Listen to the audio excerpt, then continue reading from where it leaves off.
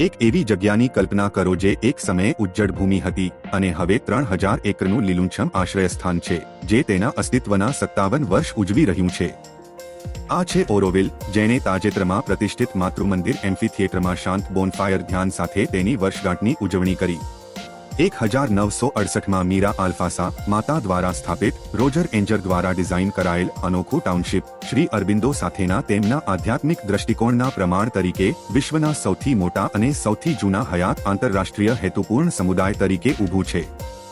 અહીં 50થી વધુ રાષ્ટ્રોના 2700 ઓરોવિલવાસીઓ શાંતિ, સ્થિરતા અને દિવ્ય ચેતનાના સિદ્ધાંતો અનુસાર જીવન જીવે છે, જેને યુનેસ્કોના સમર્થન અને ભારત સરકારના સમર્થનથી પ્રોત્સાહન મળ્યું છે.